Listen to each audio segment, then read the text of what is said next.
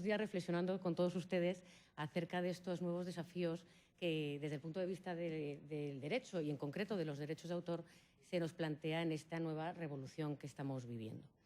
Me ha tocado hablar de autoría y de titularidad de derechos cuando se han creado a través de un sistema de inteligencia artificial. Quiero empezar con un vídeo que no sé, porque antes hemos tenido una serie de problemas técnicos.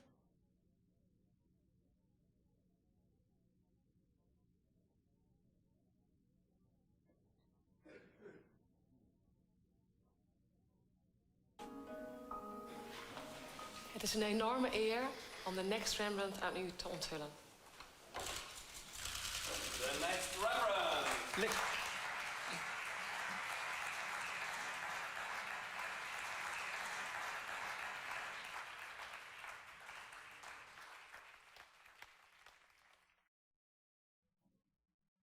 Bueno, así a priori y viendo este resultado, todos podríamos pensar que estamos ante una obra de arte protegible por derechos de propiedad intelectual. Pero este cuadro ha sido creado por un sistema de inteligencia artificial, vamos a ver después exactamente cómo, y eso nos lleva a pensar y a cuestionarnos si efectivamente está protegida por derechos de propiedad intelectual y, en su caso, quién es el autor de este cuadro y a quién corresponden los derechos sobre el mismo. Lo que voy a pretender, y en lenguaje de algoritmo, durante los próximos minutos, es establecer una serie de inputs en la que todos vamos a llevar a cabo luego un proceso de razonamiento para llegar a un output, a un resultado. Que ya les avanzo que, bueno, como nuestras mentes no son algoritmos entrenadas por Deep Learning ni nada por el estilo, y solamente pueden razonar en función de lo que conocen y no tenemos mucha capacidad de predicción, pues estos resultados van a ser del todo temporales, ¿no? Porque esto avanza a una velocidad tremenda y no sé si van a ser aplicables mucho más tiempo.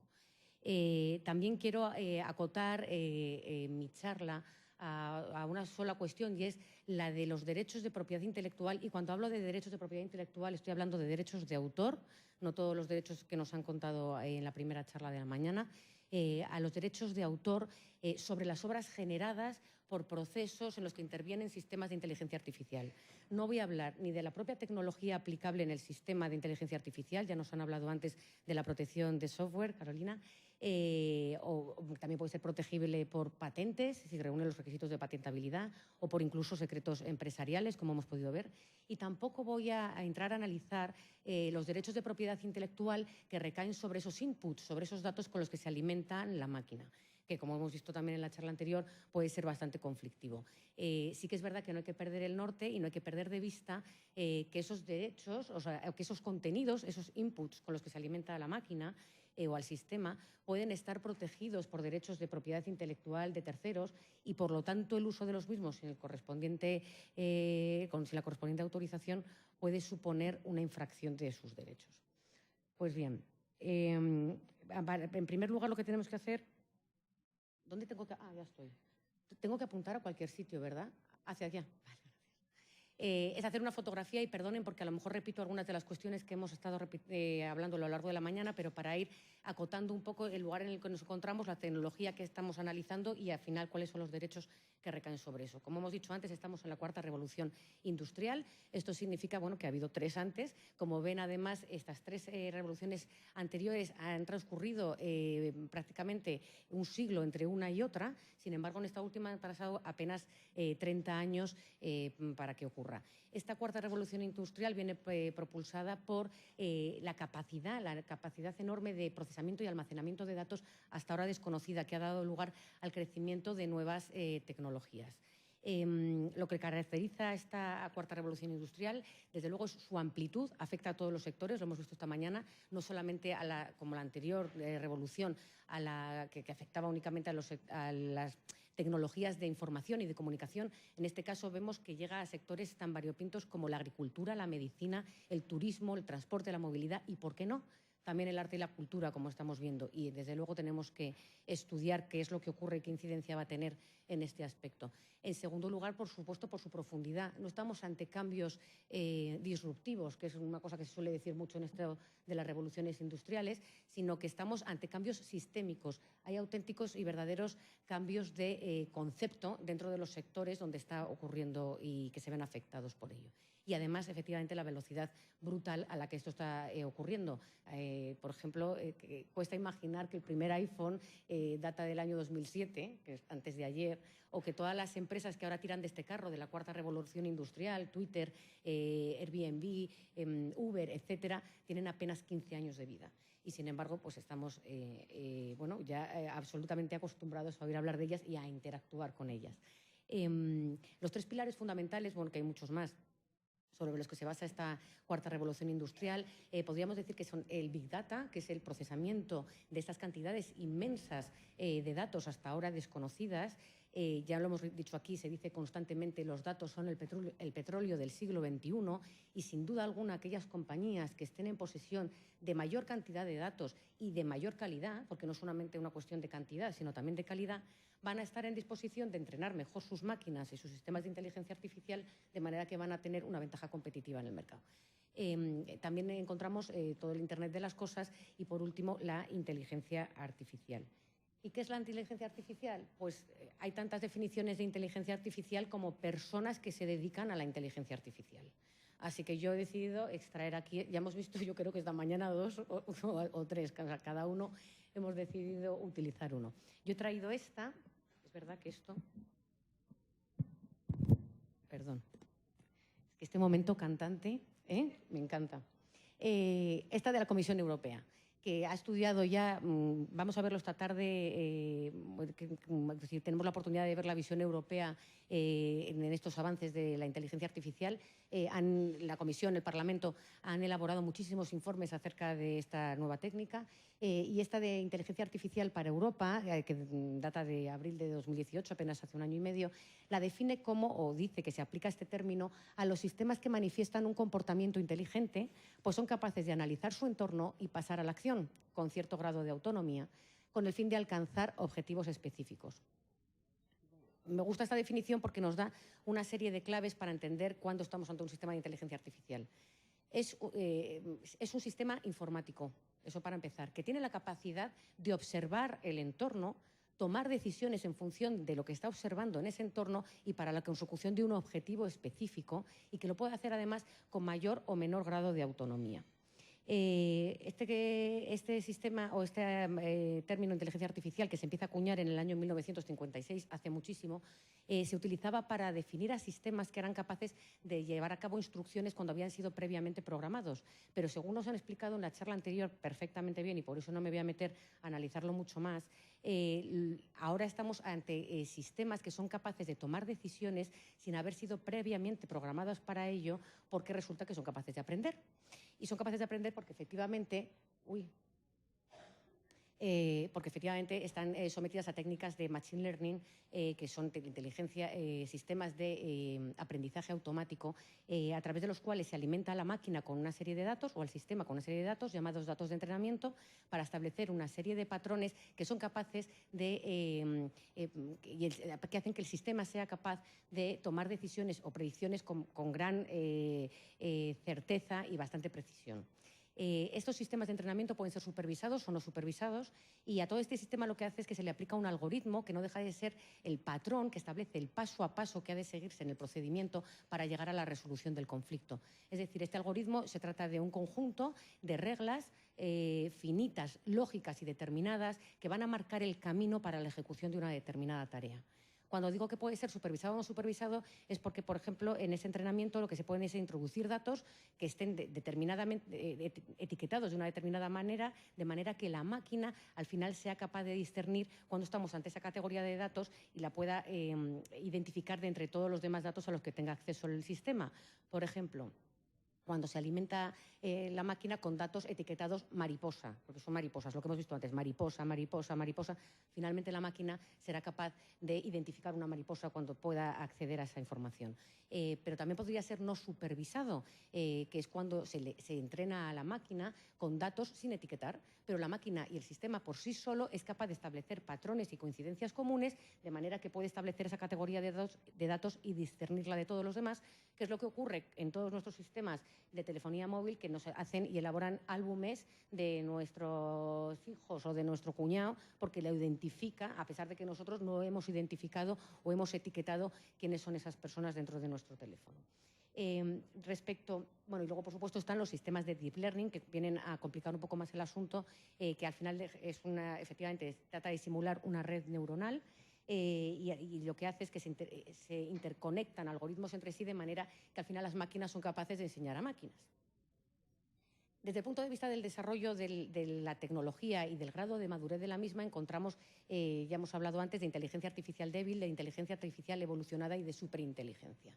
La inteligencia artificial débil es aquella como las NLPs, Natural Language Processing, como Siri, que efectivamente, bueno, es increíble que Siri sepa responder a prácticamente todas las preguntas del mundo, pero sin embargo Siri ni tiene vida ni tiene conciencia y tiene un conocimiento finito.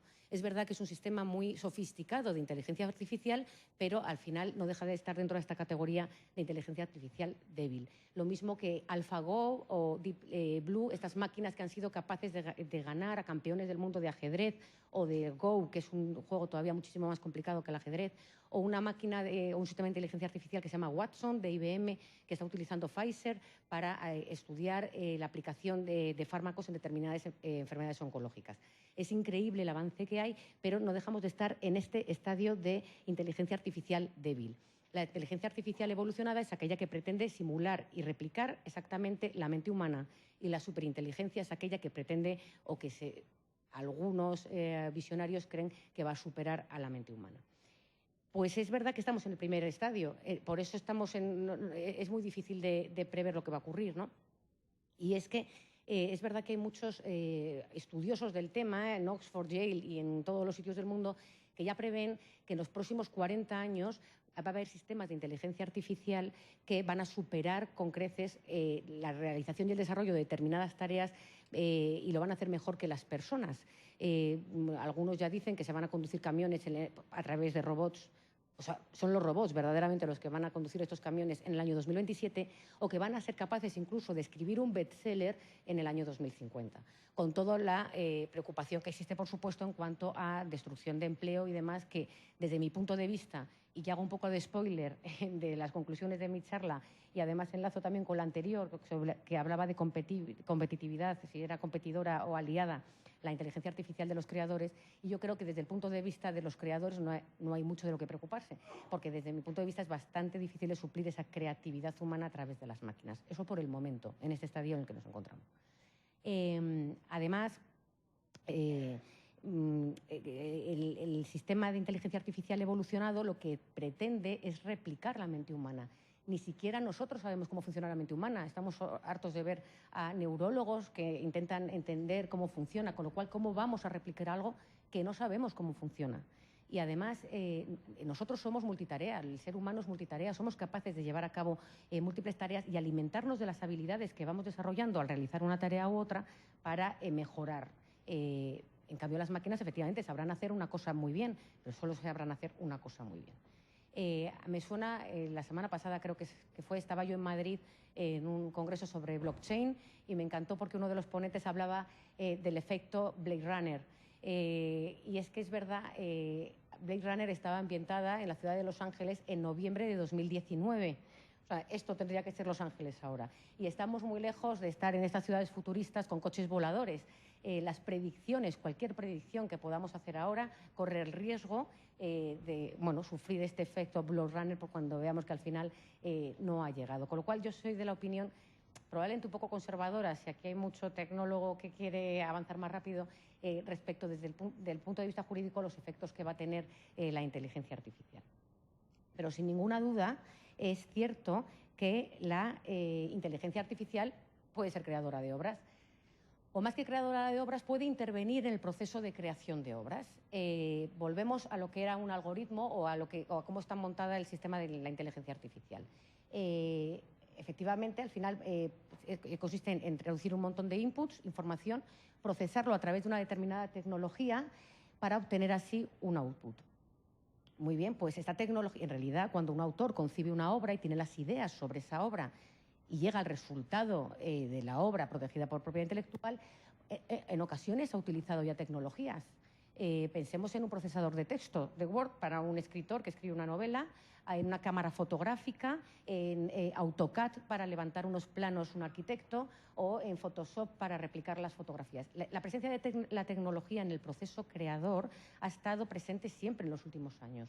Y esto no nos lleva a pensar que la propiedad intelectual no sea del autor que ha concebido la obra, a pesar del uso que se hace, ¿no? Pero es verdad que siempre se ha utilizado como un instrumento. Y entonces el dilema está cuando ese instrumento o cuando esa tecnología adquiere cierta autonomía. Ahí ya será difícil justificar que ese sistema tecnológico se esté usando solamente como un mero instrumento. Y es por eso que es para mí el punto clave para definir dónde está la autoría de una obra generada por su sistema de inteligencia artificial está precisamente en ese grado de autonomía de la máquina. He traído también esta definición de autonomía que hizo el Parlamento Europeo en un informe sobre normas de derecho civil sobre robótica, que se aplicaba a los robots cuando se estudiaba, han estado estudiando acerca de la responsabilidad civil de los robots cuando causan daños. Entonces, claro, decían, bueno, pues en el caso de que se generen daños cuando actúan de manera autónoma y cuando son autónomos, bueno, pues dice que es la capacidad de tomar decisiones y aplicarlas en el mundo exterior con independencia de todo control o influencia externos, que a mí llegar a ese punto me parece desde luego muy difícil, que esa autonomía es puramente tecnológica y que será mayor cuanto mayor sea el grado de sofisticación con que se haya diseñado el robot para interactuar con su entorno. Esto, que efectivamente está pensado para robots, es perfectamente aplicable a cualquier sistema de inteligencia artificial.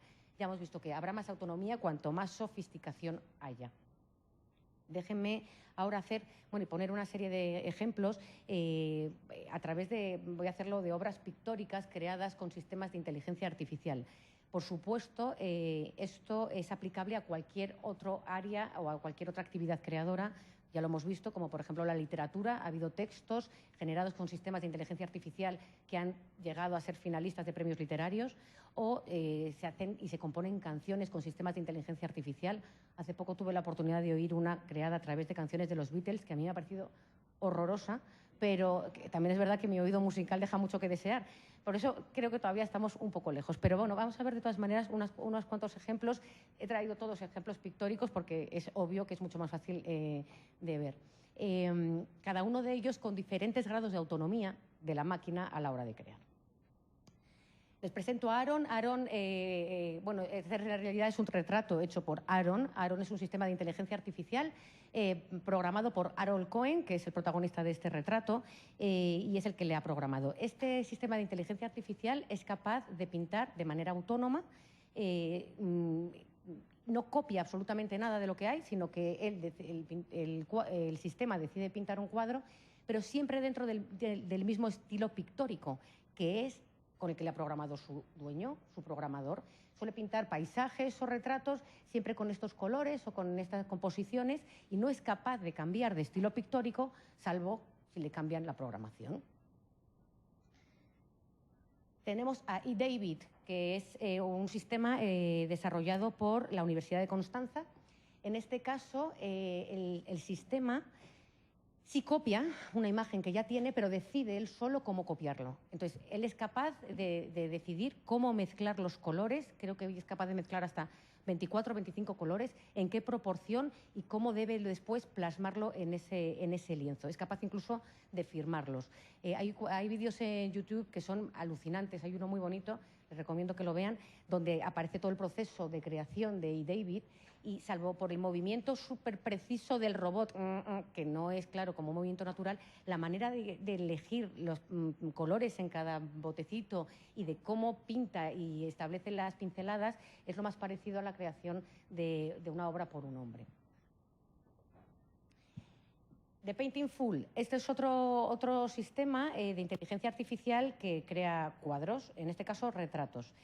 A estos sistemas de inteligencia artificial lo que se les acusa, o muchos de los que no creen en ellos, es que carecen de sentimientos y el arte, ¿no? por definición, es la capacidad de plasmarlos. En este caso, el creador de este sistema le ha pretendido dotar de un estado de ánimo a la máquina. ¿Cómo lo hace? A través de noticias. Cuando le da buenas noticias o le alimenta con noticias positivas, pinta con un estado de ánimo que se puede catalogar como de felicidad. Y cuando le dan malas noticias, pues pinta de mal humor. Entonces, estuvo en una exposición en el año 2013 y su performance consistía en que retrataba a las personas en función del estado de ánimo. A veces estaba de tan mal humor que, por lo visto, se negaba a pintar directamente. El sistema era el siguiente. El modelo se ponía allí, primero le decía de qué humor estaba. En este caso, pues mira, estoy de un humor un poco loco. Te voy a enseñar mi proceso creador. Entonces aparece efectivamente en un vídeo, explica perfectamente cómo va pintando y al final sale un informe de donde dice cómo se encontraba la máquina, que en este caso, pues eso, en un humor un poco experimental, que eso es lo que pretendía hacer y esto es lo que finalmente he hecho. Tengo mucho que mejorar, pero bueno, he pretendido hacer algo influenciado por un estado de ánimo. The Next Rembrandt, con el que hemos empezado. Esto es increíble. Ha sido muy, desde luego, no sé si aquí llegó esta información, pero ha sido uno de los casos muy mediáticos respecto a la utilización de inteligencia artificial en el sector de la creación de obras. En este caso se trata de un grupo grande de investigadores, ingenieros, informáticos, historiadores del arte de las universidades de los Países Bajos, financiados por un banco, ING, los que decidieron utilizar y desarrollar un algoritmo de reconocimiento facial a los que aplicaban un software de Deep Learning que alimentaron con más de 170.000 fragmentos de más de 300 obras de Rembrandt. El sistema aprendió a pintar narices, bocas y demás, y además empezó a establecer patrones comunes en cuanto a la proporción y la composición de los cuadros del pintor. Estadísticamente veían que lo que tenía que pintar el sistema, porque era lo que más se repetía en los cuadros originales de Rembrandt, era un hombre de raza caucásica, con sombrero de ala ancha, ropa oscura, cuello blanco, mirando a la derecha. Y esto es lo que el sistema ha decidido pintar. Este cuadro no existe, Rembrandt no tiene nada parecido, este señor nunca fue retratado por Rembrandt. Es un cuadro absolutamente nuevo. O Edmond de Bellamy, hecho también por un colectivo que se llama Obvious, que está formado por un artista, un informático y un economista francés.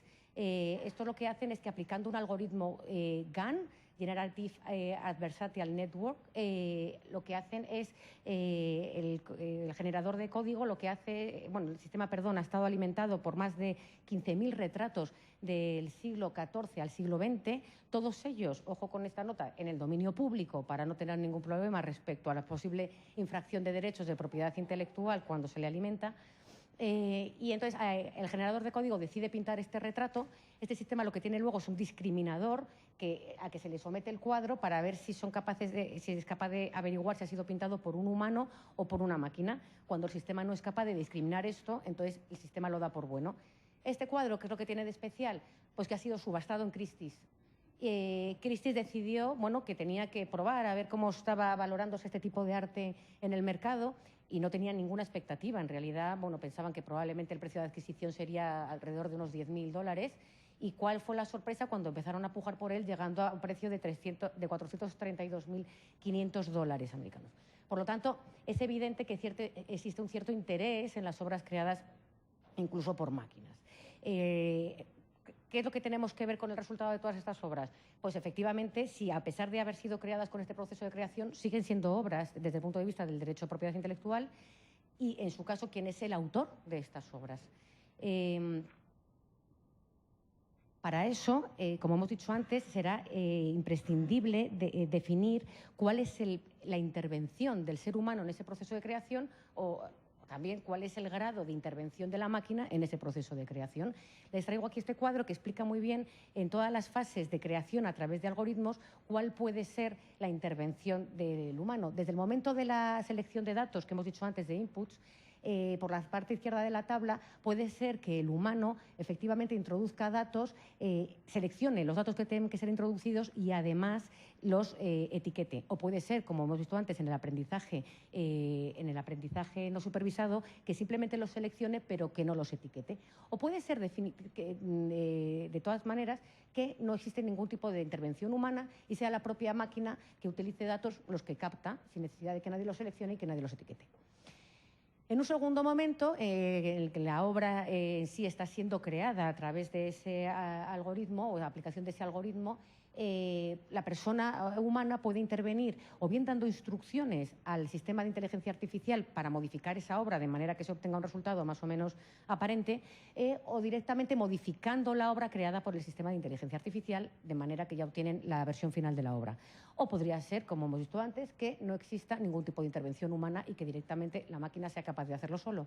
Y aún así podría seguir existiendo intervención humana cuando de entre todos los resultados obtenidos de este sistema el humano sea capaz de seleccionar aquel que va a ser divulgado o que sea la máquina la que definitivamente seleccione este resultado. Si vamos por la parte de izquierda de la tabla, por ahí, pues cuanto más por la izquierda de la tabla, más podremos defender que el sistema de inteligencia artificial está siendo usado como un mero instrumento. Si vamos por la parte derecha de la tabla, donde no existe ningún tipo de intervención humana, al menos para mí, una obra creada por una máquina sin ningún tipo de intervención humana, desde el punto de vista jurídico, me supone o me genera el mismo conflicto que una obra pintada por un elefante. Porque efectivamente tendremos un cuadro al final, pero aquí no hay autor. No, o si hay autor, ¿quién es? La máquina, es el elefante, es quien ha entrado en la máquina, quien ha entrado en el elefante. Por lo tanto, para definir exactamente a quién se le pueden atribuir estos derechos de autor, no podemos perder de vista qué protege nuestros sistemas de propiedad intelectual. Y es que nuestros sistemas de propiedad intelectual o nuestros sistemas de derechos de autor existen porque existe una obra que tiene un autor. Y esto es así de manera necesaria y así están concebidos desde el principio. ¿Qué es lo que protege efectivamente los derechos de autor o los derechos de propiedad intelectual? Pues las obras originales, la creación de una obra original. Entendido por originalidad, existe la originalidad objetiva o la subjetiva. La objetiva, cuando efectivamente la obra no se parece a nada de lo ya existente, como si fuera la novedad desde el punto de vista de las patentes, o la originalidad subjetiva, que es aquella que es predicable de la obra, que es capaz de reflejar la personalidad del autor. Se entiende que con ese tipo de personalidad estamos ante una obra original. Pero además esta obra tiene que estar plasmada en un soporte, lo que deja fuera de protección dentro del ámbito de los derechos de propiedad intelectual a las meras ideas, a la concepción de la obra. Para que haya obra protegida y genere derechos de autor tiene que haber concepción y tiene que haber ejecución. Y veo que se ha desconfigurado todo el PowerPoint, no pasa nada.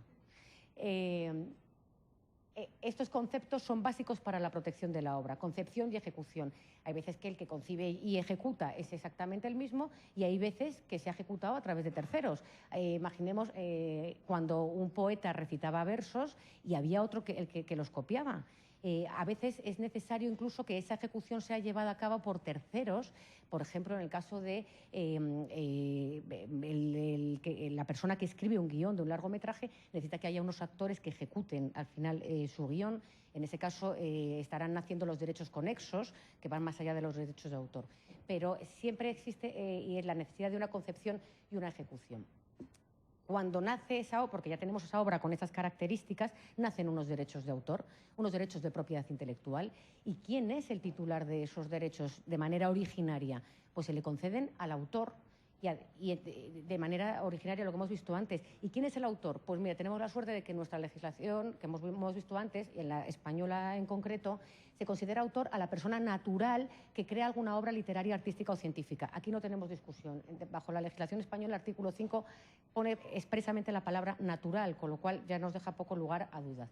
Aunque es verdad que existe también la posibilidad de reconocer estos derechos de propiedad intelectual de manera originaria a las personas jurídicas en determinados casos, como los programas de ordenador o las obras colectivas, que no significa que cuando se les está reconociendo a las personas jurídicas esta autoría, estos derechos de propiedad intelectual, se les está reconociendo autoría. El autor sigue siendo la persona natural y no puede ser otro que la persona natural.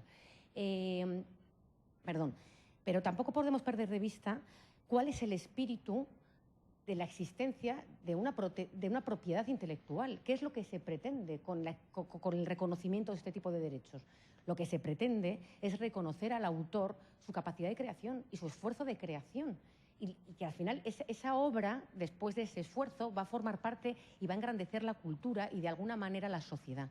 Y la sociedad lo que hace es que le devuelven al autor la posibilidad, una contraprestación a ese esfuerzo creador, es el de la asignación de una serie de derechos de propiedad intelectual que pueden ser, como hemos visto antes, bien derechos morales, donde el autor tiene derecho a ser reconocido como el autor de la obra o derechos para disponer de ella, así como una serie de derechos patrimoniales que le dan derecho a monetizar de alguna manera ese esfuerzo creador.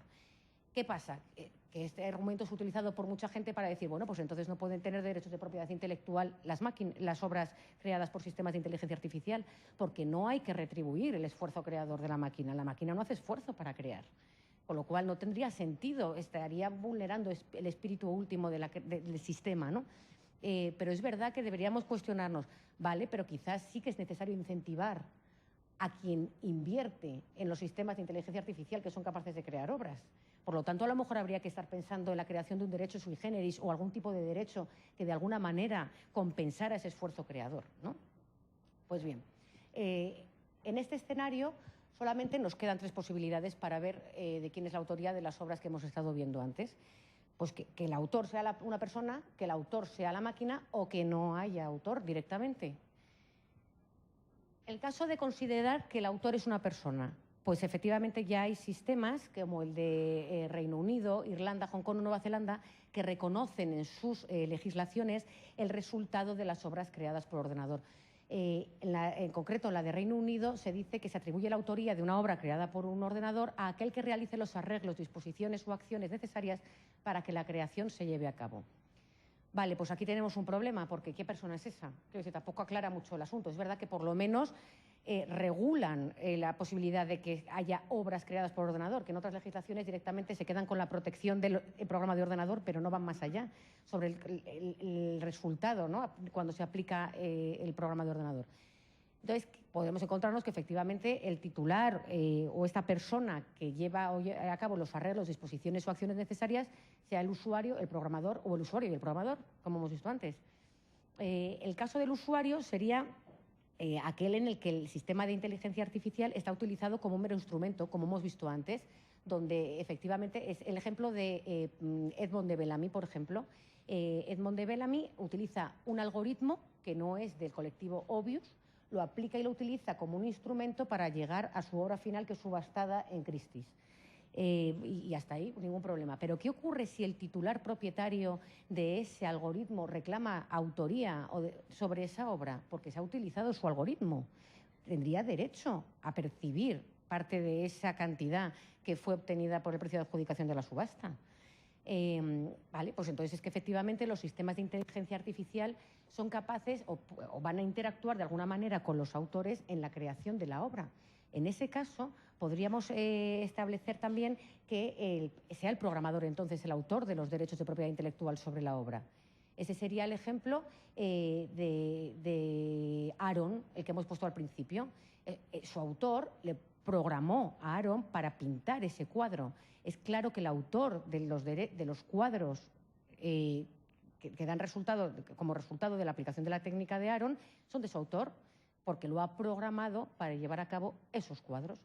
También podría ocurrir que participaran tanto el programador como el usuario de manera común en la consecución de un objetivo, es decir, que tanto la concepción como la ejecución de la idea al final participaran los dos de manera que se obtenga un resultado protegido por propiedad intelectual. Es el caso de The Next Rembrandt, lo que hemos visto antes. Hay un conjunto de informáticos, ingenieros, historiadores del arte que participan en común para obtener un resultado que es protegido por propiedad intelectual. Por lo tanto, todos ellos podrían ser considerados coautores de The Next Rembrandt. Pero también podría ser que ni el usuario ni el programador actuaran en conjunto y podría considerarse que no existe esta colaboración y esta coautoría. Entonces, ¿qué pasa? Pues en ese caso deberíamos decir que no existe ningún tipo de autoría. En segundo lugar, podríamos entender que el autor sea la máquina. Vale, en el caso de la legislación española, en concreto, ya hemos visto que es imposible porque nos deja clarísimo el artículo 5 de nuestra ley, que es una persona natural. Pero es verdad que los tratados internacionales, ni el de la OMPI, los que hemos visto antes, ni los ADPIC, ni el de Berna, dicen exactamente quién tiene que ser considerado autor. No lo dicen y tampoco limitan esa categoría a nadie. Pero es verdad que lo podemos deducir de una serie de cuestiones que se regulan en la normativa. En primer lugar, el Convenio de Berna establece que se protegen las obras literarias o artísticas que son fruto del intelecto humano, ¿vale? Que son creaciones intelectuales y, como tal, fruto del intelecto. Si acudimos al diccionario de la Real Academia Española de la Lengua, vemos que la definición de intelecto es entendimiento, potencia cognitiva racional del alma humana. Pero también es verdad que existen otras cuestiones dentro de la regulación de derechos de autor que nos pueden dar una pista sobre las características que tiene que tener alguien para ser considerado autor. Por ejemplo, la duración de los derechos de propiedad intelectual se calcula en función de la vida del autor. Lo hemos visto antes, 70, 80 años en el caso de Colombia. Perfecto. También es verdad, cuando hay conflictos acerca de la vigencia de derechos de propiedad intelectual o cuando el autor quiere hacer valer sus derechos, lo que se tiene en cuenta es la nacionalidad del autor para aplicarle una ley de propiedad intelectual u otra. Y además también hemos visto que para que haya propiedad intelectual es necesario que la obra sea original desde el punto de vista subjetivo. Esto significa que tiene que reflejar la personalidad del autor. Conclusión, que tendremos autor cuando haya alma humana, haya vida, haya nacionalidad y haya personalidad. Ninguna de estas características es predicable de ninguna máquina. Esto es así. Es verdad que sí que se atribuyen derechos de propiedad intelectual a personas jurídicas, que pueden ser titulares de derechos de propiedad intelectual, pero es que una máquina no puede ser titular de derechos y obligaciones, de momento, ¿de acuerdo? Para eso es bastante ejemplificativo. Bueno, traigo aquí la cita de Gabriel García Márquez, que decía ya que la creación intelectual es el más misterioso y solitario de los oficios humanos. De manera que está claro que él también pensaba que las máquinas no podrían crear desde el punto de vista de obras protegidas por propiedad intelectual. Vale, les traigo aquí el ejemplo de Naruto, famoso Naruto, no sé si tenéis la oportunidad de conocerle. Vamos a pensar lo que pasa en Estados Unidos, un sistema un poco menos autoral, porque ya saben que tenemos sistemas de copyright y sistemas más continentales, que también han venido, el sistema francés de derechos de autor, que tratan de proteger los derechos del creador. Vale, en este caso, en Estados Unidos tampoco se dice quién tiene que ser autor de las obras, pero es verdad, en su legislación, pero es verdad que la Oficina de Copyright no permite registrar obras que no hayan hecho humanos. Es decir, expresamente, además, excluye la posibilidad de registrar obras hechas por máquinas. Pero no es el único pronunciamiento dentro de Estados Unidos. Ha habido un tribunal en Estados Unidos que ha tenido que vérselas con este asunto, con este procedimiento. Un fotógrafo inglés, Slater, va a Indonesia a hacer una serie de fotografías a unos monos. Bueno, no consigue hacer la foto que quiere y lo que hace es dejar preparada la máquina fotográfica con su trípode, su encuadre, su luz, su velocidad de obturación, todo lo que sea, y deja allí la máquina. Y un mono se acerca y se hace un selfie, y se hace este selfie. ¿Cuál es la sorpresa? Que cuando va Slater a ver lo que ha pasado con la cámara, bueno, pues algunas fotos no valían para nada, efectivamente, y al final selecciona esta porque, bueno, considera que la fotografía es digna de publicación. Efectivamente se publica y además se hace viral. ¿Qué pasa cuando se hace viral? Que una asociación protectora de animales, PETA, reclama autoría de derechos, o sea, reclama la autoría del mono. Y entonces Claro, entonces lo que hace es que, viendo que allí hay algo que ganar, interpone una demanda para reclamar los derechos de autor que no son del fotógrafo, sino del mono. Evidentemente, el tribunal nunca llegó a estudiar el fondo del asunto sobre la autoría o no del mono, porque lo que tuvo que hacer es desestimar la demanda porque los monos no pueden demandar, ¿no?, en nombre del mono. Aún así, PETA recurrió la sentencia, pero no sabemos qué ha ocurrido porque hubo un acuerdo transaccional entre PETA y el fotógrafo, a través del cual el fotógrafo le da un 25% de las regalías que se obtienen por la explotación de la fotografía a la reserva donde vive Naruto. O sea que, bueno, han llegado a un acuerdo. Pero efectivamente nos dice también que no se puede considerar alguien no humano autor de la máquina porque no existen derechos que puedan ser ostentados por máquinas. Que para que el autor fuera una máquina lo que tiene que ocurrir es lo siguiente, es que tienen que cambiar la legislación y otorgarle titularidad o personalidad jurídica a la máquina. ¿Cuáles son los inconvenientes? Pues que evidentemente el atribuir una responsabilidad o una personalidad jurídica a las máquinas no solamente nos resolvería a nosotros el conflicto acerca de los derechos de autor, es que tiene un montón de consecuencias desde el punto de vista del derecho civil, responsabilidad por daños, desde el punto de vista penal, enjuiciamos a una máquina, a un robot en caso de que cometa un delito, desde el punto de vista tributario, ¿quién paga los impuestos sobre, por ejemplo, todo lo que los ingresos que se obtengan por la explotación de la obra? Al final este es un tema complejo. En Europa ya se ha venido discutiendo acerca de la creación de una personalidad electrónica para los robots, para que se hagan cargo efectivamente de los daños que puedan ocasionar cuando funcionan de manera autónoma. En el informe que hemos visto antes, que les he mencionado sobre la definición de autonomía. Pero ha habido un informe hace nada que he tenido la oportunidad de leer la semana pasada, donde descartan esta posibilidad, porque consideran que detrás de la máquina siempre, de una u otra manera, de momento siempre hay un ser humano, con lo cual no se va a crear. Pero aparte habría otro inconveniente desde el punto de vista de los derechos de autor, y es que habría muchas personas que se aprovecharían de la máquina. Igual que hay muchas personas que se aprovechan de otras personas, muchas personas que plagian a otros autores, habría muchas personas que se atribuirían la autoría de una obra creada por una máquina sabiendo que la máquina no se va a archivar, no les va a demandar nunca. Entonces, se estaría creando aquí un desequilibrio tremendo. La tercera posibilidad, el tercer escenario, pues considerar que las obras están en el dominio público, es decir, no hay autor, tampoco hay una obra original desde el punto de vista que hemos estado viendo antes, por lo tanto no nacen de los derechos de propiedad intelectual, pues no hay obra, no hay autor, o si lo hay, desde luego, los derechos no son de nadie, esto cae en el dominio público. Ventajas muchas, cualquiera puede aprovecharse de esa obra generada por el sistema de inteligencia artificial. Perfecto, porque todo el mundo tendría un fácil acceso para el disfrute general.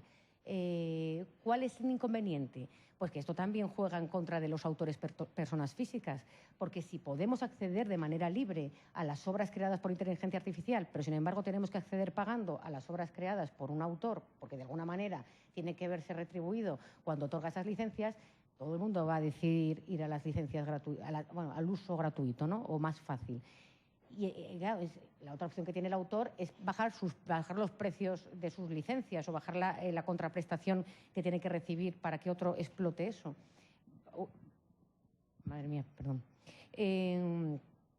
¿Y qué es lo que pasa con esto? Pues que si el autor tiene que bajar su retribución, se está desincentivando para crear, con lo cual estamos otra vez atentando contra el espíritu último de los sistemas de propiedad intelectual que hemos visto antes. Se supone que es un incentivo, además de una recompensa a su actividad creadora.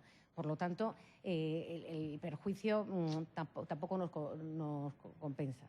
Tercera posibilidad, y esto ya es como mucho más sofisticado, que efectivamente se considere que la obra está en el dominio público, pero que se le otorguen derechos de propiedad intelectual a aquel que lo divulgue después. Esto ya existe. Existe la posibilidad de cuando las obras inéditas que no han sido editadas nunca, caen en el dominio público, cuando un editor decide recuperarlas y editarlas y ponerlas en circulación, se le otorgan unos derechos de autor, los derechos que al autor le hubieran correspondido, no los derechos morales, solamente los derechos de explotación, y no por 70 u 80 años, que sería el caso de Colombia, sino solo por 25 desde el momento de la publicación.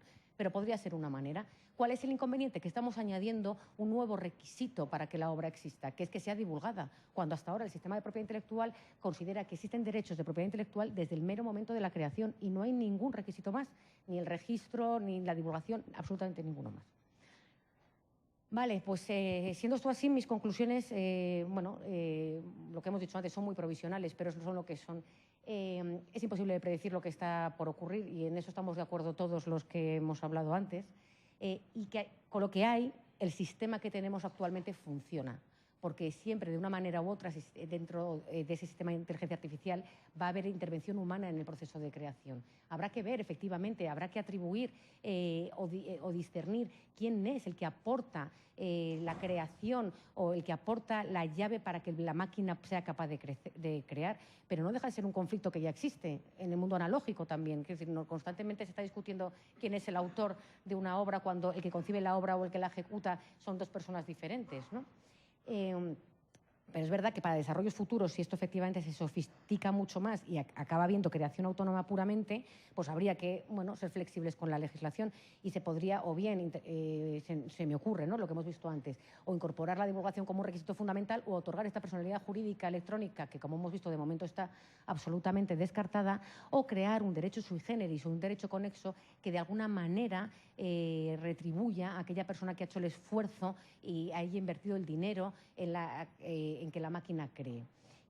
Lo que sí, desde luego, es deseable es que exista una armonización y que se legisle de manera que no haya diferencias entre los países. Bueno, y por último decir lo que decía también García Márquez, no tenemos otro mundo al que nos podamos mudar, y digo yo que menos mal, porque a mí me parece que se nos presenta un mundo lleno de desafíos, desde luego a todos los abogados y los juristas que nos dedicamos a la propiedad intelectual, pero desde luego a todos los creadores que a través de estas herramientas o de estos sistemas o de estas tecnologías tienen un mundo por delante y una vía de explorar nuevas maneras de creación. Así que yo estoy convencida de que esto, lejos de ser una competición y una guerra hombre-máquina, es una colaboración pues, para conocer cosas que todavía no nos podemos ni imaginar. Muchas gracias.